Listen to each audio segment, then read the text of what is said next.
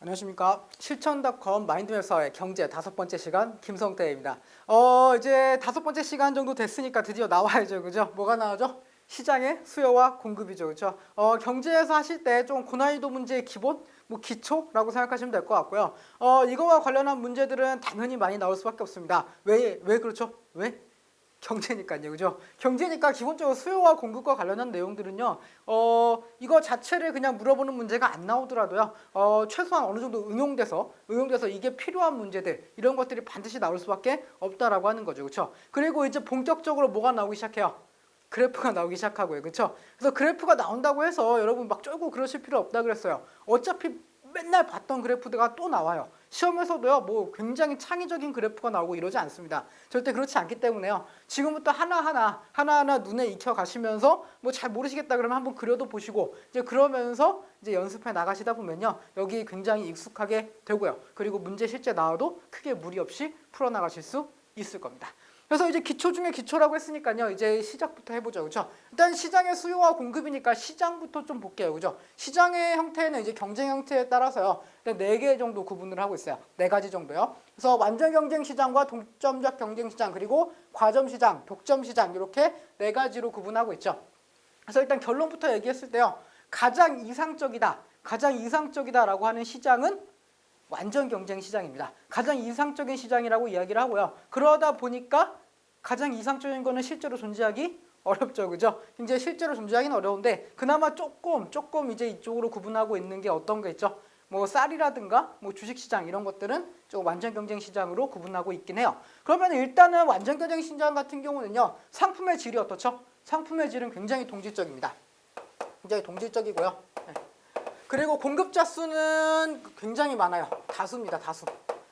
다수고요. 굉장히 많습니다. 굉장히 많아요. 그리고 여기서는요, 완전 경쟁 시장에서는 완전한 시장 정보가 제공이 돼요. 완전한 시장 정보라고 일단 여기다 쓸게요. 네, 완전한 시장 정보가 여기서 제공이 되는데요. 이 완전한 시장 정보가 제공된다라고 하는 건 이런 겁니다. 우리가 마트에 가잖아요, 그렇죠? 마트에 가는데 물건이 굉장히 싸요, 그렇죠? 굉장히 싸요. 그러면은 다른 마트에 있는 물건들요, 그 가격을 정확하게 알지 못하고 그냥 그거에 싸다라고 생각을 하고 사게 된다는 거죠, 그렇죠? 그런데 만약에 A하고 B 시장이 있었는데 A하고 B 시장이 있었다고 생각을 해볼게요. 근데 우리는 A 시장에 대한 정보만 알고 있어요. 그런데 실제로 B 시장은 더 싸단 말이에요. 만약에 이 두 시장의 정보가 모두 우리가 알고 있다 그런다면은 당연히 어디로 가게 되는 거예요? B 시장으로 가게 되겠죠, 그렇죠? B 시장으로 가게 되겠죠. A 시장 안 간단 말이죠. 완전한 정보가 제공된다면요, 그렇죠? 불완전한 정보를 가지고 있기 때문에 더 비싼 물건을 살 수도 있다라고 하는 겁니다. 그런데 완전 경쟁 시장에서는 어떻다고요? 완전한 시장 정보가 제공되고 있다고요. 그럼 비싸면 사요, 안 사요? 절대 안 사죠, 그죠? 상품의 질은 동질적이에요. 그렇죠? 상품의 질은 동질적이고 가격만 차이가 나요. 그죠? 가격만 차이가 난단 말이에요. 그래서 여기서 가격 경쟁이 붙는 거예요. 가격 경쟁이 붙게 되고요. 이 가격 경쟁은 그 시장과 시장 사이에서 그 이제 공급자들끼리 경쟁이 붙는 거죠. 그죠? 그러다가 어느 순간에 더 내릴 수 없는 그 순간이 와요. 그죠? 더 내릴 수 없는 그 순간이 오고요. 그때 이제 수요자들이 그 물건들을 찾기 시작하겠죠. 그렇잖아요, 그죠? 그렇게 됐을 때 그 가격은 누가 결정한 건 아니다라고 하는 거예요. 그냥 시장의 경쟁에 의해서 자연스럽게 결정이 된 거죠, 그렇죠? 그러면 시장 가격은 누가 결정할 수 있는 게 아니고 모든 사람들은 그 가격에 대해서 어떻게 한다는 거죠? 수용한다는 거죠, 그렇죠? 그래서 가격의 수용자가 됩니다.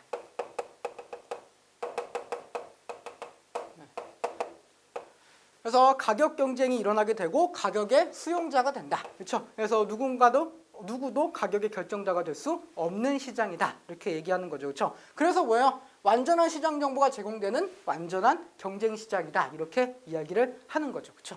그렇다면 여기 시장 진입 입장에서 시장 진입은 어떨까요? 시장 진입은 굉장히 쉽습니다. 굉장히 쉬워요. 완전 경쟁 시장에서는요, 그 시장 진입 장벽 자체가 존재하지 않아요, 그죠? 그래서 모든 사람들이 여기 와서 경쟁을 할 수 있고요. 그 경쟁은 뭘로만 이루어진다고요? 가격 경쟁으로만 이루어진다라고 하는 거죠, 그렇죠? 그리고 가격 지배력은요, 전혀 없죠. 그래서 이쪽에 완전 시장 쪽으로 갈수록요, 시장 진입 장벽은 굉장히 적다라고 할 수 있고요. 그렇죠? 가격 지배력도 굉장히 적다라고 할 수 있겠죠. 그렇죠? 네. 그래서 이건 결론부터 얘기를 할게요. 이제 이 뒤에부터는 더 이상 얘기하지 않겠습니다. 시장 진입 장벽은요. 완전 경쟁 시장으로 갈수록 적고요. 독점 시장으로 갈수록 크다라고 할 수 있겠고요. 가격 지배력도 마찬가지입니다. 가격 지배력도요. 완전 경쟁 시장으로 갈수록 가격 지배력이 적다라고 할 수 있겠고요. 독점 시장으로 가면 갈수록 가격 지배력이 크다라고 할 수 있겠죠. 그래서 이런 식으로 그림을 그려주시면 될 것 같네요. 그렇죠? 그래서 이런 식으로 생각하시면 될 것 같아요. 근데 완전 경쟁 시장은요, 실제로 존재하기는 굉장히 어려운 시장이라 그랬죠. 그렇죠? 그래서 그 완벽한 시장 정보가 제공되고, 그리고 이제 완전한 이제 경쟁이 일어나게 되고, 또 가격도 자연스럽게 결정이 되고, 이런 시장은 사실 너무 이상적인 시장이라는 거죠. 실제로 존재하기는 어렵다. 그나마 조금 여기로 분류하고 있는 시장이 2개 정도. 뭐하고 뭐가 있다 그랬죠? 뭐 쌀 시장이라든가, 혹은 뭐 주식 시장, 뭐 이런 것 경우는 이제 이쪽으로 구분하기도 하는데요. 그럼에도 불구하고 완전 경쟁 시장 쪽에 들어간다라고 하기는 조금 어렵다. 이렇게 생각하시면 될 것 같습니다. 그리고 나서 우리가 생각하는 대부분의 시장은요, 이 독점적 경쟁 시장입니다. 이거는 여기는 대부분 시장이라고 생각하시면 돼요. 대부분 시장이라고 생각하시면 되겠고요. 상품의 질은 굉장히 다릅니다. 달라요. 굉장히 이질적인 상품들이 나오기 시작해요. 그렇죠? 왜 그러냐면요. 여기서는 가격뿐만 아니라 다른 걸로 경쟁이 시작돼요. 뭘로 그 비가격 경쟁이라고 이야기를 하는데요. 우리가 생각하는 대부분의 시장이라 그랬잖아요. 대표적인 이제 독점적 경쟁 시장이 여기도 나와 있다시피 미용실입니다. 미용실. 이렇게 생각을 해볼게요. 미용실이요. 여러분이 가고 있는 미용실 있을 거 아니에요. 그렇죠? 미용실에 가고 있는데 그 미용실이 너무 비싸요. 너무 비싸요. 커트 하는데 15,000원씩 내요. 저도 15,000원씩 내지만 15,000원씩 내요. 그죠? 근데 어디 가면은 그 파란 데 있잖아요. 그죠? 파란 그 클럽 있잖아요. 그죠? 거기 가면 얼마예요? 거기가 5,000원이죠. 5,000원. 그죠? 그럼 거기 가서 내 머리를 맡깁니까? 가격 경쟁만 이루어진다라고 한다면요. 가격 경쟁만 이루어진다고 한다면은 지금 그 블루 거기가 완전히 잘 돼갖고 나머지는 다 사장돼야죠. 그죠? 다 15,000원씩 받는 그 미용실이 왜 돼요? 도대체 될 수가 없잖아요. 불가능하단 말이죠. 그렇죠? 염색 3만 원짜리, 2만 원짜리도 있는데 왜 10만 원, 15만 원짜리 받으러 가요? 왜 그렇죠? 내 머리를 함부로 맡길 수 없기 때문이죠. 그렇죠? 나는 그 미용사가 해주는 내 머리가 마음에 드는 거지 아무 데서나 싼 값에 내 머리를 맡기고 싶은 건 아니잖아요. 그렇죠? 그런 거예요. 이 미용실이 잘한다라고 하는 소문이 들면요. 가격과 상관없이 거기 간다는 얘기죠. 물론 가격 경쟁도 어느 정도 조금은 일어날 수 있어요. 일어날 수 있지만 일반적으로는 비가격 경쟁. 뭐가 일어난다는 거죠? 상품의 차별화가 일어난다는 거죠. 그렇죠? 우리 상품은 특별해. 그러니까 우리는 이 가격에 이 물건을 팔 거야. 그리고 그거에 대해서 수긍을 한다면 소비자가 그 물건을 산다는 거죠. 그렇죠? 그래서 비가격 경쟁 어떤 게 일어난다는 거죠? 상품 차별화가 일어난다는 거죠.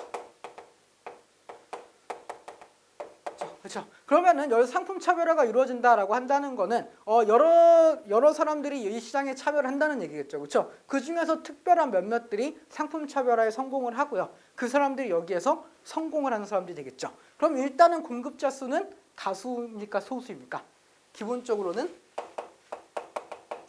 다수라고 할 수 있겠죠. 그렇죠? 시장 진입은요. 일반적으로는 굉장히 쉽습니다. 굉장히 쉬운데요. 뭐보다는 조금 더 어렵다고요? 완전 경쟁 시장보다는 조금 더 어렵죠. 뭐 그 지역에서 굉장히 잘 나가는 미용실이 있다던가 혹은 그 지역에서 굉장히 잘 나가는 음식점이 있다던가 그렇죠? 그런 경우엔 거기에 들어가기가 쉽진 않잖아요. 그렇죠? 예, 그런 거 생각하시면 될 것 같고요. 가격 지배력은 이제 완전 경쟁 시장 정도는 아니지만 그럼에도 불구하고 좀 적은 편입니다. 왜 그러죠? 여기도 이제 충분한 경쟁이 이루어지고 있고요. 그 충분한 경쟁에서 가격도 어느 정도 영향력을 미치고 있기 때문이죠. 그렇죠? 그리고 사람들이 그 가격을 그 수용을 해야 가는 거잖아요. 그렇죠? 내가 그 가격을 인정할 수 있어라고 해야 가는 거예요. 그렇죠? 그렇기 때문에 그 기본적으로는 그 시장 구조에 의해서 가격이 결정되는 거지 누가 나 얼마 받을 거야라고 해서 결정되는 구조는 아니다라고 하는 거죠. 그렇죠? 그래서 상품 차별화가 이루어지는 독점적 경쟁 시장까지 우리가 봤습니다. 그리고 나서 이제 그 다음에 나오는 게 이제 과점 시장이죠. 과점 시장은 우리나라에는 상당히 많습니다. 상당히 많아요. 대표적인 과점 시장 하면은 라면이죠, 라면. 그렇죠? 라면 회사. 물론 전자제품 같은 경우도 그 라면이나 전자제품 같은 경우도 이제 과점 시장에 해당한다고 할 수 있겠죠. 전자제품 하면은 뭐 별거 없잖아요. 별로 없잖아요. 회사가 몇몇 있죠. 뭐 LG라든가 뭐 삼성 뭐 그 정도밖에 거의 생각나는 게 별로 없죠, 그죠? 핸드폰도 또 별로 없잖아요, 그죠? 그래서 딱 떠올랐을 때 별로 그 몇몇 이제 손으로 셀 수 있을 정도의 업체밖에 없다. 그러면은 과점 시장이라 이렇게 생각하시면 되겠죠, 그죠? 특히나 제가 라면 시장을 이야기하는 이유는요, 조금 이따가 그 이유가 있습니다. 이유가 있어요. 라면 시장을 굳이 얘기하는 이유는. 그래서 여기는 상품의 질은 일단은 동질적일 수도 있고요, 이질적일 수도 있어요. 네. 기본적으로 라면이라고 했을 때 라면은 대부분 다 비슷하죠, 그죠? 대부분 비슷한 맛을 할 수 있잖아요, 그죠? 물론 라면 장인들은 먹어보면 다른 맛을 느낄 수도 있죠, 그죠? 그런데 일반적으로 사람들이 먹는 라면 맛은 거기서 거기란 말이에요. 큰 차이가 없죠, 그죠? 거기에서 약간의 상품 차별화가 있죠, 그죠? 뭐요? 면이 오동통하다든가, 그렇잖아요, 그죠? 국물이 하얗다던가, 이건 짬뽕 맛이 비슷하다든가, 혹은 이거는 국물이 없고 비벼 먹는 면이라든가, 뭐 그런 상품 차별화는 있죠. 근데 기본적으로 라면이라고 하는 건 동질적이다라고 하는 거예요, 그렇죠? 어떤 의미인지 알겠습니까? 그래서 동질적이기도 하면서 이질적이기도 하다 이렇게 하시면 되겠고요. 공급자 수는 어떻죠? 아까 방금 얘기했잖아요, 제가 소수, 그죠? 손으로 꼽을 수 있을 정도의 몇몇이라고 얘기했죠, 그렇죠? 그래서 굉장히 소수의 공급자 수를 가지고 있다라고 하는 거죠. 그래서 이 특징은 어떤 게 있냐면요, 일단은 가격 경쟁과 함께 비가격 경쟁이 일어나요. 그 라면 같은 경우도요, 그 기본적으로 라면 값을 쉽게 올릴 수는 없어요. 왜냐면은 라면 같은 경우는 그 서민들 음식이라고 하는 조금 그런 이미지가 있잖아요. 그리고 싸게 한 끼 때울 수 있는 음식, 그런 이미지가 강하단 말이에요. 그래서 쉽게 가격을 올리진 못해요. 그래서 한 1,000원대에서 이제 오락가락하죠, 그죠? 그래서 그 정도 대에서 이제 가격이 형성되는데 그런 거 생각하면 가격 경쟁이라고 할 수 있겠죠. 그런데 역으로 이런 경우가 있어요. 니은 회사 그 있죠, 푸라면 나오는 그 회사에서 언젠가 프리미엄 라면이라고 해갖고요, 한 1,500원에서 1,600원대의 라면이 한번 나온 적 있어요. 1,400원 정도였나요? 1,500원이었나? 그 정도 됐을 거예요. 그 블랙 라면 있어요, 그죠? 그 블랙 라면이 나왔단 말이에요. 그 블랙 라면이 프리미엄 라면이라고 해서 나왔죠, 그죠? 근데 그게 맛이 생각보다 괜찮았어요. 그래서 생각보다 굉장히 잘 팔렸습니다. 그게 중간에 생산이 중단될 뻔했는데요. 생각보다 너무 잘 팔려서고 지금까지 팔고 있는 그런 라면이에요. 그리고 나서 프리미엄 라면이라고 해서 조금 고가의 라면들이 나오기 시작했다는 거죠, 그렇죠? 그래서 그런 거를 생각한다면은 비가격 경쟁, 즉 상품의 차별화 이런 것들도 있다라고 하는 거죠, 그죠? 그리고 뭐 짬뽕 라면 같은 경우도 있잖아요, 그죠? 그래서 우리 짬뽕 라면은 뭐 불맛이 강해, 혹은 우리 짬뽕 라면은 굉장히 매운맛이 강해, 뭐 이런 거 있잖아요, 그렇죠? 그런 식으로 해서 상품 차별화도 어느 정도 이루어지고 있다. 하지만 두 가지가 함께 이루어지는 조화로운 구조다, 이렇게 생각하시면 될 것 같습니다. 그리고요, 여기서는 이제 경쟁도 하고요, 이 업체들끼리는 경쟁을 기본적으로 하죠, 그렇죠? 모든 업체의 기본은 경쟁입니다. 경쟁이에요. 그런데 여기 과점 시장 같은 경우는요, 경쟁과 함께 뭐가 나타나면 협력이 나타나요. 협력. 경쟁과 협력이 같이 나타난다는 거예요. 그래서 처음엔 경쟁을 해요. 경쟁을 하다가 뭔가 좀 이제 우리 경쟁이 너무 과열돼 있다. 우리 이러지 말고 합의 보면은 서로 윈윈할 수 있다. 이런 합의를 한다는 거죠, 그렇죠? 그러면서 발생하는 게 뭐예요? 담합이죠, 담합. 그렇죠? 담합의 발생 가능성이 높다라고 한다면요, 일단 과점 시장 이렇게 생각하시면 되겠고요. 그래서 담합 가능성이 높고 경쟁과 협력이 밀접하게 이루어진다라고 한다는 것은 업체 간의 연관성이 매우 높다라고 할 수도 있겠죠, 그렇죠? 그래서 이 담합이 발생하기 좋은 시장이 바로 과점 시장이다, 이렇게 생각하면 될 것 같습니다. 그런데 여기서요, 하나만 더 보고 갈게요. 하나만 더. 여기 담합이 가능하다 그랬잖아요. 담합이 굉장히 잘 이루어질 수 있다 그랬잖아요. 그런데 그러면은 담합은 불법이에요, 합법이에요? 당연히 불법이죠. 당연히 불법 아닙니까? 불공정 거래고요. 불공정 거래고 기본적으로 있으면 안 되는 일이에요. 그런데 이 담합을 잡아내기는 쉽지 않다는 거죠. 담합을 어떻게 잡아내요? 자기들끼리 얘기해갖고 그냥 우리 얼마다라고 해서 가격 올린 다음에 너희 담합한 거 아니야 라고 얘기하면 뭐라고 하면 돼요? 안 그랬다. 증거 있냐? 이렇게 얘기할 수 있죠, 그죠? 다른 데서 먼저 올렸으니까 우리도 같이 올린 거지 딱히 담합을 한 건 아니다, 이렇게 얘기해버리면요, 할 말 없는 거예요. 증거가 없으면은 잡을 수가 없어요. 잡을 수가 없다는 거죠. 그래서 이거를 잡기 위해서 나온 제도가 하나 있어요. 제도. 무슨 제도냐면은 리니언시 제도라고 하는 제도가 있습니다. 리니언시 제도예요. 리니언시. 네. 네. 리니언시 제도라고 하는 제도가 있는데요. 이 제도는 그 내부 고발자를 찾는 제도입니다. 내부 고발자를 찾는 제도예요. 뭐냐면은 그 처음에 증거가 없잖아요. 증거가 없어서 이거 가서 얘기를 하는 거예요. 너희들 중에서 너희 당합한 거 내가 알고 있는데 너희 100% 분명히 알고 있다. 너희 털어보면은 100% 증거 나오는데 우리가 그런 고생하지 않고 너희가 혹시라도 너희 중에 한 명이 고발한다.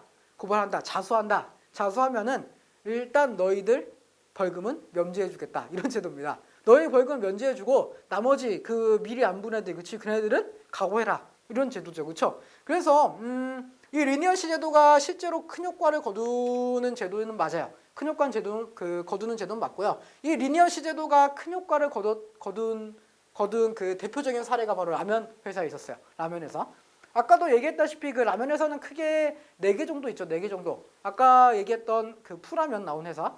그리고 두 번째로 나오는 회사가 양 3마리 그 라면 나오는 거기 회사 있죠. 그죠? 거기. 그리고 그 비빔면 나오는 회사, 그죠? 비벼 먹는 라면 나오는 회사, 뭐 거기 있고, 그리고 이렇게 그 오뚜기, 그 진 회사, 거기 있죠, 그렇죠? 그래서 거기 그 4개 정도 회사가 있었는데요. 그 4개 정도 회사에서 4개 회사에서 담합을 한 거예요. 담합을 해서 이제 그 심증은 있는데 물증이 없잖아요. 물증이 없어서 그 얘기를 한 거죠. 리니언시 제도 이런 거 있다, 이런 제도 있다. 먼저 그 자수하면은 봐준다. 먼저 자수하는 첫 번째 놈은 우리가 봐준다 이렇게 얘기를 한 거죠, 그렇죠? 그래서 그 라면 회사들끼리 서로 이제 얘기를 해갖고 우리 서로 고발하지 말자, 저거 그 함정이다, 저거 하지 말자 이렇게 얘기를 한 거죠, 그렇죠? 그래서 4 회사들이 서로 고발하지 않기로 했는데 그 중에 한 회사가 배신을 때립니다. 배신을 때렸어요. 그 두 번째 그 양 3마리 그 회사였어요. 그 회사가 배신을 때려서 그 풀라면 회사를 이제 엿을 먹인 거죠, 그렇죠? 엿을 먹인 거죠. 그래서 굉장히 큰 벌금을 낸 적이 있었어요, 그렇죠? 그래서 그런 제도가 이제 담합을 막기 위한 리니언시 제도라고 하는 게 있다라고 하는 거죠, 그렇죠? 그래서 담합을 했으니까 이 리니언시 제도다라고 하는 것도 같이 알아두고 가면은 좋겠죠, 그렇죠? 독점 시장입니다. 여기서는 독점이라고 돼 있잖아요, 그렇죠? 독점이라고 했으니까 모든 시장을 다 누가 갖고 있다는 거예요? 자기가 갖고 있다는 얘기죠, 그렇죠? 그렇다는 것은 상품의 공급자 수는 하나죠. 하나입니다. 그 상품의 질은요, 혼자서 모든 걸 제공하잖아요, 그죠? 혼자서 모든 걸 제공하기 때문에 동질적이다라고 봐야죠, 그렇죠? 굉장히 동질적이다라고 봐야 된다는 겁니다. 그래서 여기의 특징은요, 일단은 가격의 결정자로서 역할을 해요. 네. 아까 완전 경쟁 시장에서는 가격의 수용자였죠. 누가 가격을 결정할 수 없었어요. 그런데 여기서는 독점 시장에서는 가격을 결정할 수 있다는 거죠. 왜? 나만 팔고 있으니까 가격의 결정자가 될 수 있다는 거죠, 그렇죠? 그래서 혹시라도 독점을 하게 된다면요, 일반적으로 기업체 같은 경우는 고가 정책을 할 수밖에 없죠, 그렇죠? 그래서 고가의 그 물건을 이제 고가로 만들어서 그 살 수밖에 없게 만드는 이제 그런 거죠, 그렇죠? 그런 그 정책을 하는데요. 일반적으로 독점 시장 같은 경우는 나라에서 운영하는 경우가 많아요. 뭐 공기업 같은 경우가 굉장히 많죠, 그렇죠? 공기업 대표적인 게 뭐 전기 같은 거 되겠죠, 그렇죠? 전기나 혹은 뭐 수도, 네, 이런 것들 이제 공기업에서 독점해서 제공하고 있죠, 그죠? 그래서 이런 경우 왜 공기업이 독점을 하냐? 이런 전기나 수도 같은 경우 공공재이기 때문에 이거를 이제 개인 사기업체가 가져가서 여기 가격을 올려버리면요, 그 사람들의 생활이 힘들어질 수 있잖아요, 그죠? 그래서 이런 것들은 이제 독점을 하고 있죠. 근데 이런 경우가 아니라고 한다면은 이런 경우도 있어요. 자연 독점이 발생하는 경우도 있습니다. 이 자연 독점이 발생하는 경우는 어떤 경우냐면요, 이런 경우죠. 지난 시간에 했던 거 그거 기억나시나요? 규모의 경제라고 하는 거 기억나세요? 규모의 경제?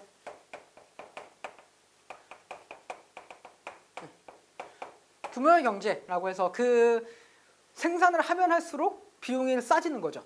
생산을 오히려 많이 하면은 더 그 생산 단가가 싸지는 그런 상황이에요. 그래서 그런 경우에 우리가 규모의 경제가 발생한다 이렇게 얘기를 했었죠, 그죠? 그래서 이런 경우가 있어요. 그 A, B, C 기업이 있는데 이 중에서 A 기업이 굉장히 큰 회사입니다. 이 기업이 굉장히 큰 회사예요. 그래서 이 사람이 생산 설비를 굉장히 많이 만들었어요.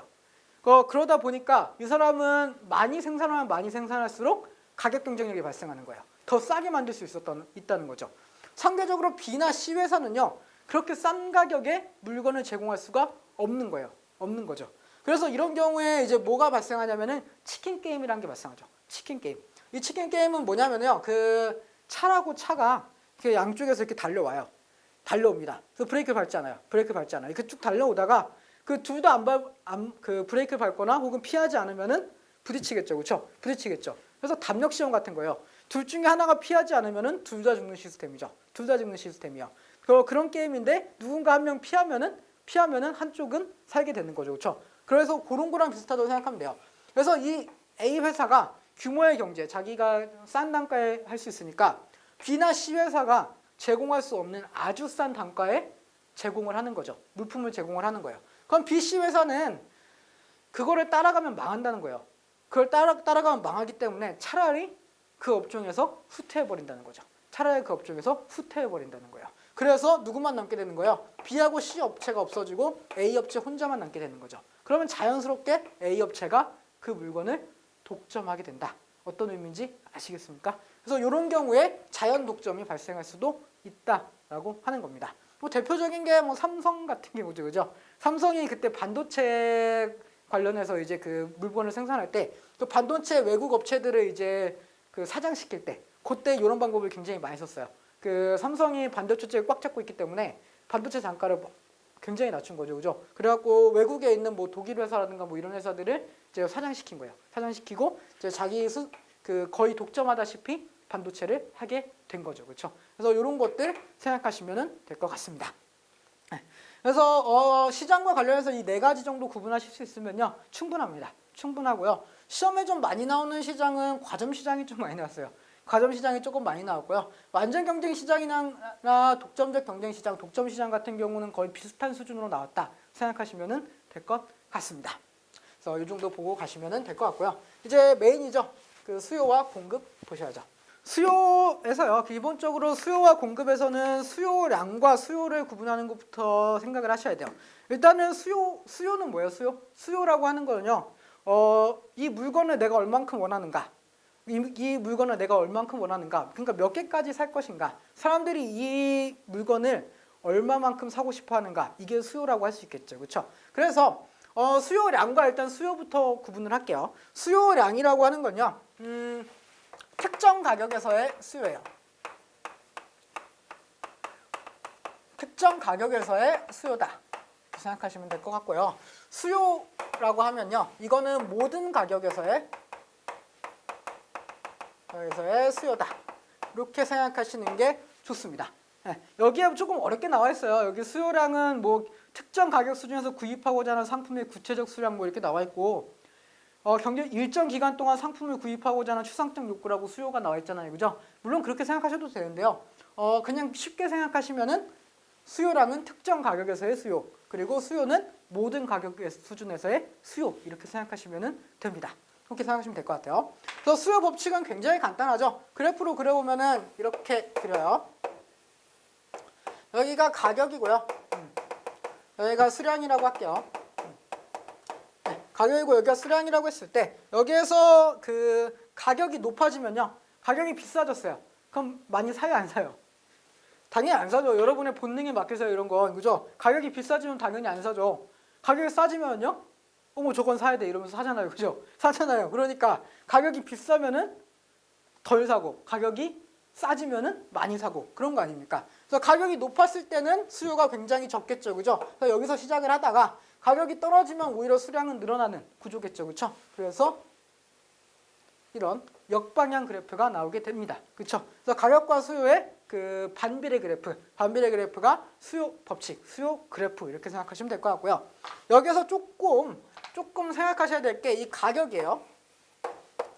여기서 가격이 의미하는 것은 무엇인가? 가격이 의미하는 건 무엇인가? 이거죠. 그래서 수요 법칙에서의 가격은요. 이렇게 생각하시면 됩니다. 최대 지불.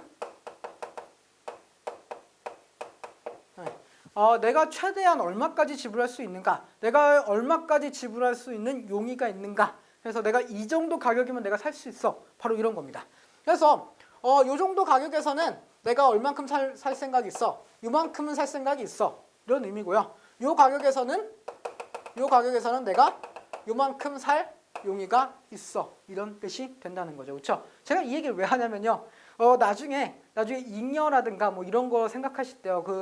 요 최대 지불용이다라고 하는 거 알아두시면요. 이해가 조금 더 쉽기 때문에 그런 거예요. 그렇죠? 그래서 이렇게 생각하시면 될 것 같습니다.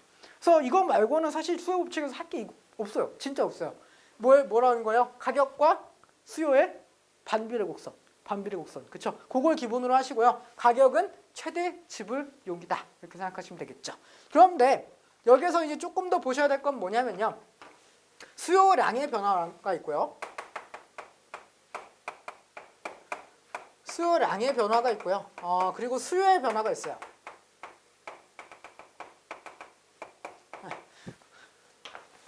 이거는 조금 지우겠습니다. 조금 깔끔하게 그릴게요.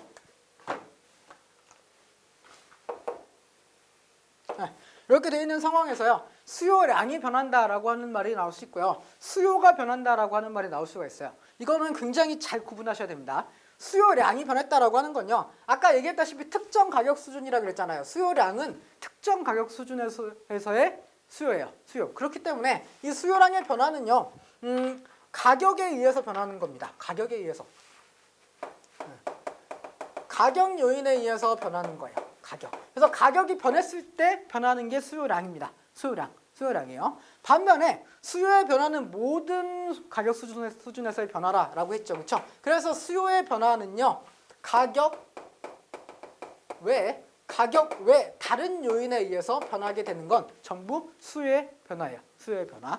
그래서 가격에 의해서 변하는 게 수요량이라 그랬잖아요. 그래서 수요량의 변화는 요 선 안에서만 바뀌어요. 요 선 안에서. 왜? 가격 말고 다른 요인에 의해서 변하지 않으니까 이 가격이 떨어졌어요. 그럼 수요가 변하죠. 그렇죠? 그러니까 이 그래프 안에서밖에 움직일 수 없는 거예요. 가격이 더 내려갔어. 그러면은 여기. 그죠? 가격이 반대로 올라갔어. 그러면은 여기. 이런 식으로 요 안에서 요 라인 안에서의 변화가 일어난다라고 한다면은 수요량의 변화고요. 무엇에 의해서 변한다? 가격에 의해서 변한다라고 하는 거죠. 그렇죠? 반면에 수요의 변화는요. 가격 외 다른 요인에 의해서 변해요. 그리고 모든 가격 수준이 다 변하는 거잖아요. 그죠? 그렇기 때문에 그래프 자체가 움직입니다. 그래프 자체가요. 수요가 올라갔다 그러면은 우측으로 이렇게 이동을 하게 되고요. 수요가 줄었다라고 한다면은 좌측으로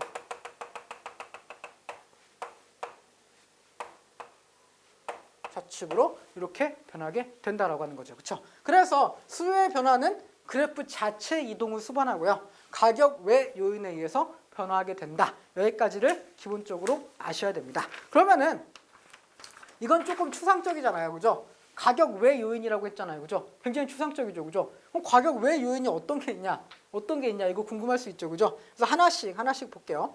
일단은 첫 번째는 대체재와 보완제입니다. 대체재하고 보완제 이거 있을 수 있겠죠. 대체재하고 보완제는 뭔데요? 그럼 일단 대체재하고 보완제.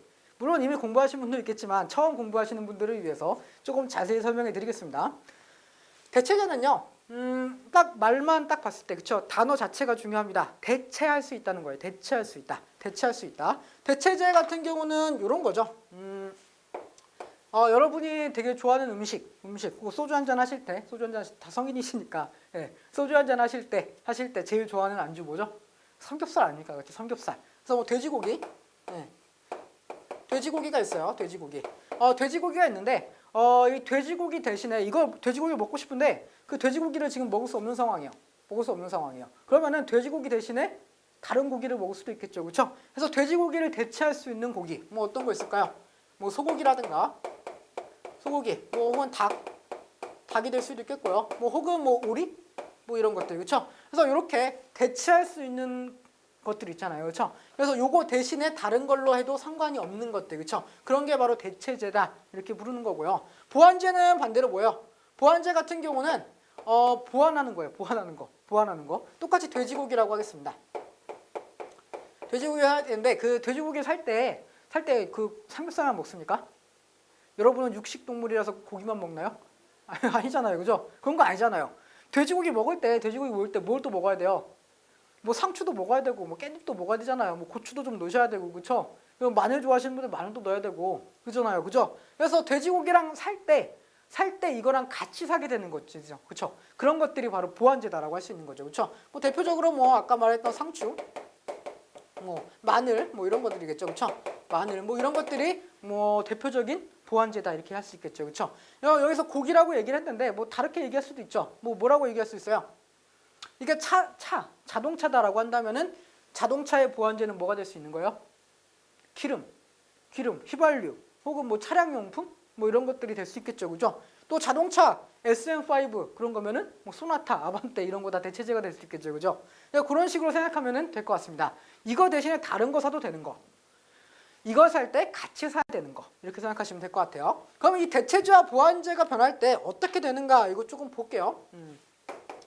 대체제 같은 경우는요, 만약에 대체제 가격이요, 가격이 떨어졌어요. 가격이 떨어지면요, 이 물건은 가격이 떨어졌으니까 더 많이 사겠죠. 가격이 떨어졌으니까 더 많이 살 거 아니에요, 그죠? 당연하죠, 그죠? 가격이 떨어졌으니까 더 많이 사요. 이 물건은 더 많이 산단 말이죠, 그렇죠? 더 많이 사다 보니까 이걸 대체할 수 있는 다른 것들 안 산다는 거죠. 안 사요. 뭐 예를 들어볼게요. 돼지고기 값이 떨어졌어요.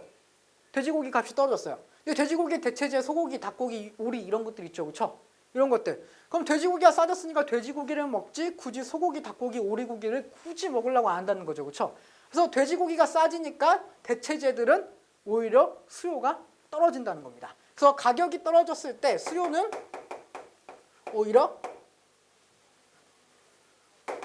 수요가 떨어진다는 거죠, 그렇죠? 반대로 가격이 올라갔어요. 돼지고기가 가격이 올라갔어요. 그래서 너무 오르다 보니까 소고기랑 크게 가격 차이가 안 나. 그럼 뭐예요? 돼지고기 먹느니 소고기 먹지 이게 되는 거죠, 그렇죠? 이렇게 되는 거예요. 그러다 보니까 가격이 혹여라도 가격이 올라간다면요, 수요는 어떻게 되죠? 수요도 같이 올라간다는 거죠, 그렇죠? 돼지고기 값이 올라가니까 소고기의 수요가 올라갔잖아요, 그렇잖아요, 그죠? 돼지고기의 가격이 떨어지니까 소고기의 수요가 떨어진다고요, 그죠? 그래서 가격과 수요가 플러스 방향, 그렇죠? 정비례 관계가 있다라고 한다면은 대체제가 된다는 거죠. 대체제가 된다는 거고요. 혹은 보완제. 보완제 같은 경우는요, 반대죠. 가격이 떨어졌어요. 그래서 돼지고기 가격이 떨어졌다는 거죠, 그렇죠? 떨어진 김에 뭐예요?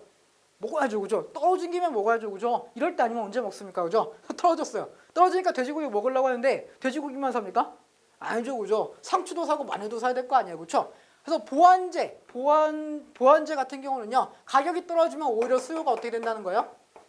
는다는 거죠, 그렇죠? 봐봐요. 돼지고기 값이 떨어지니까 상추와 마늘의 수요가 올라갔잖아요, 그렇죠? 그죠? 그래서 가격과 수요의 반비례 현상이 일어난다 그러면은 보완제다 이렇게 이야기할 수 있겠죠, 그렇죠? 그래서 대체제나 보완제의 가격 변화가 이 수요의 변화를 가져올 수 있다라고 하는 거겠죠.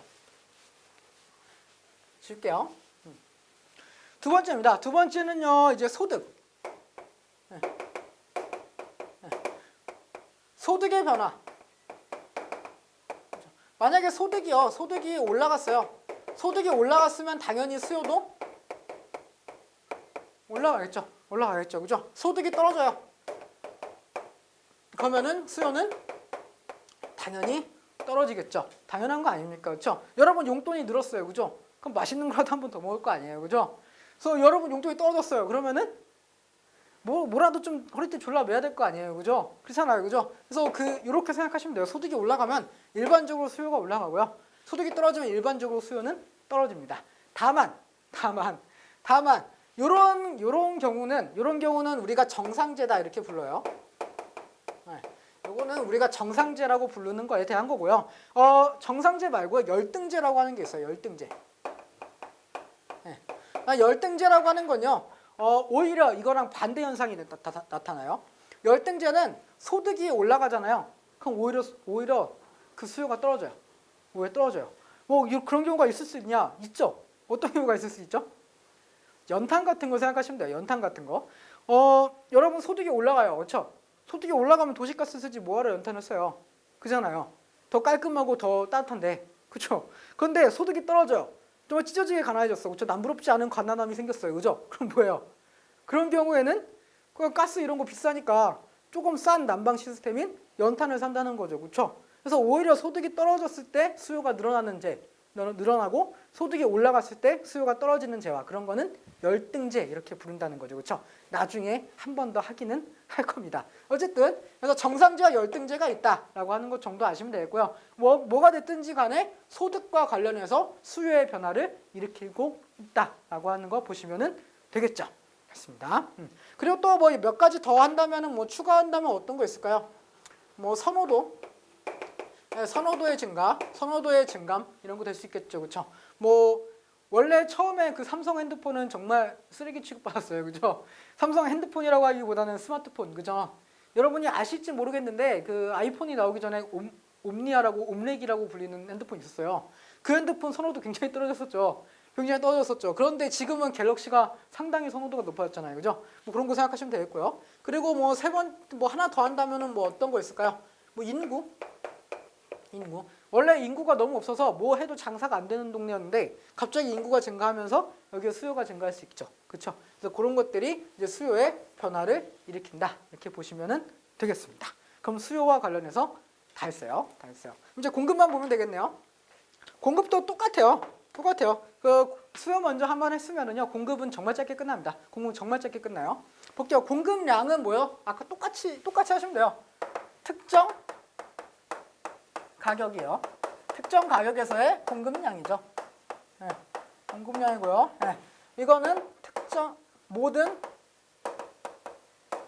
가격 수준에서의 공급이다.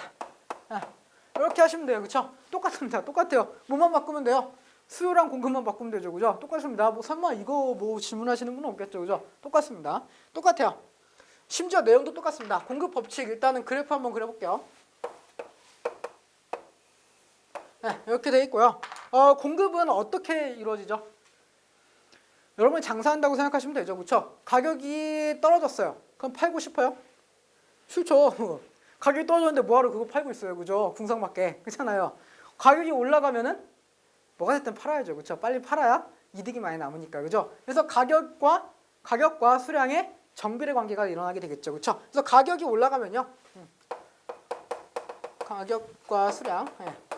가격이 올라가면 수량도 같이 올라가는 이런 그래프가 나타나게 된다는 거죠. 이런 정비례 그래프가 나타나게 된다. 이게 공급 법칙이다. 이렇게 생각하시면 되겠고요. 그럼 여기서 우리가 알고 가야 될 건 또 뭘까요?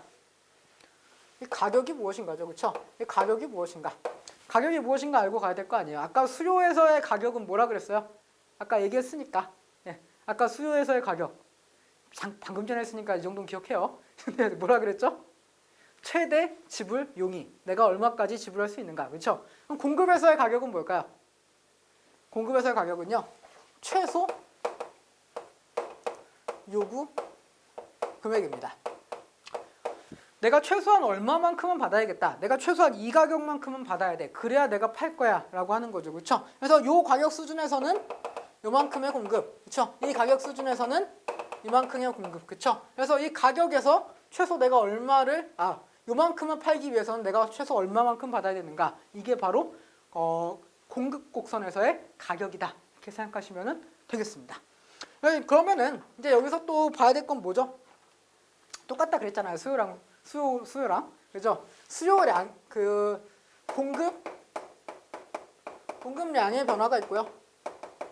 변화가 있을 수 있고요. 그렇죠? 여기에 공급의 변화가 있을 수 있겠죠. 그렇죠? 길게 하지 않겠습니다. 공급량의 변화는 무엇에 의해 변하는 거죠? 가격에 의해서 변하는 게 공급량의 변화고요. 그렇죠? 어디에서 이루어져요? 이 선 안에서 이루어지죠. 그렇죠? 이 선 안에서 이루어지는 변화, 바로 가격에 의한 변화인 공급량의 변화다. 이렇게 생각하시면 되겠고요. 공급의 변화는 뭐죠?